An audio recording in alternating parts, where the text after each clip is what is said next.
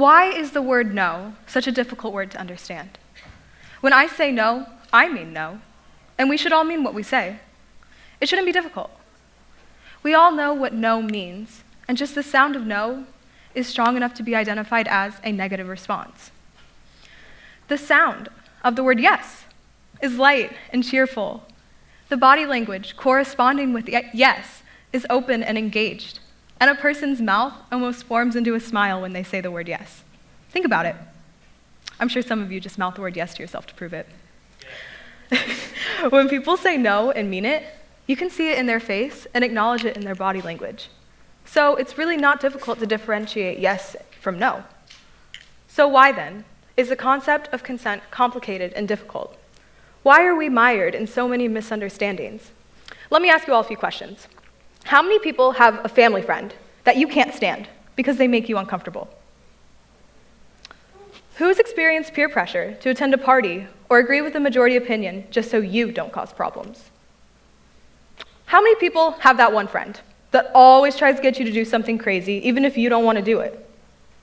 How many of you are that one friend? Have we become so desensitized to no that we haven't even realized to what extent we've degraded the word so much that we avoid it? Or maybe we don't practice saying no enough. Let's use dating apps as an example. We live in a society where we virtually give consent by a quick right swipe. Young adults are exposed to countless strangers hiding behind a cell phone, waiting for a date. Anonymity can provoke higher levels of courage that lead to upsetting, if not dangerous, interactions. These screenshots are examples of the behavior that is very common and serious problem based on many dating apps. Where does this anger and lack of understanding come from? Boys will be boys. She probably fell down those stairs and got those bruises. Those boys couldn't help themselves. These are phrases that we've heard that create a culture of permissiveness and makes this type of behavior acceptable. It glosses over accountability, and it negates the power of no. We're here to say we are all accountable, and we can be clear by offering a more sound definition of the word no, a word that is an affirmation of yourself and your sense of agency. When we consider the term consent, we relate the term, unfortunately, with sexual assault. I would argue that rape is the ignorance of no.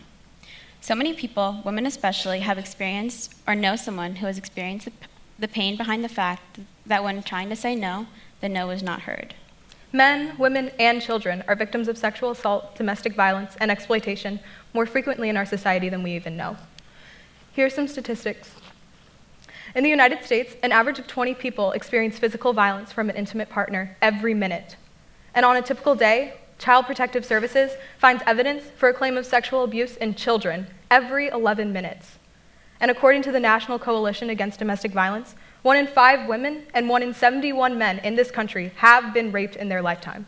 Last year, we witnessed the Me Too movement, which expressed disapproval of the frequent behavior of people in positions of power, and yet there's still more to be done. We as a society can do better, but the question is how. In the 21st century, everything is centered around opinions. Think of the recent allegations that consumed the news. Harvey Weinstein, Kevin Spacey, Brett Kavanaugh. The nation was divided. Everyone offered different opinions whenever a new victim came forward. But the most insidious opinions were those that blamed the victims. Comments like, he or she was on him all night, and if she didn't wear that, it wouldn't have happened to her. Victim blaming silences the truth and diminishes the meaning of no. Victim blaming means consent is something that can be taken away from anybody at any given time. He or she is lying is another common opinion, and that is also victim blaming.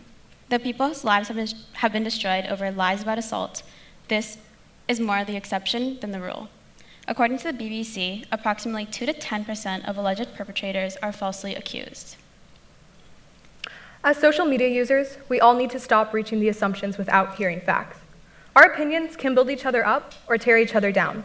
If you place yourself in a situation like this, wouldn't you want people to know the facts before jumping to these conclusions? If more people think before they speak or post, we can all discover empathy for victims and expand the power of no. So let's return to the previous question. Why is the word no so difficult to understand? Maybe because we grow up with mixed messages?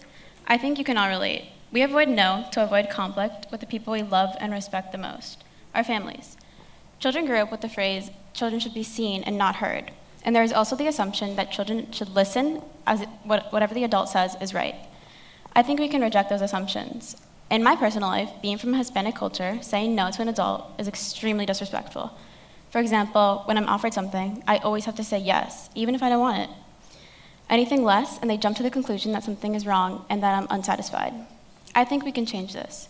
I have been trained to accept this conformity in fear of causing controversy. Parents who are raising young children know that toddlers throw tantrums when they don't want to do something, but it's brushed off as being fussy or the child having a bad morning. A child can be fussy, but forcing them to act a certain way, like giving out hugs or sitting on Santa's lap at the mall, can cause a major emotional divide between parents and children. The more we communicate with our children, the stronger our bond will grow. Now, here's where our generation, students and teenagers, most often experience no. Every day, we all make choices, and most of these are inconsequential. We make the choice where to sit at lunch, what color uniform we want to wear, and who we interact with on a daily basis. If we can make the choice to say yes and no to the small stuff, shouldn't we be more assertive when it comes to the bigger decisions we make? I'm sure many of you here can think of a time when you were put in a social situation that gave you a choice. Do what everyone's doing, even if there's negative consequences, or avoid those negative consequences and do what you think is right. Don't give in to peer pressure. It's okay to say no. Saying no should not have the same response that usually follows. Be clear. Be assertive. Lack of clear communication ends as a loss on both sides.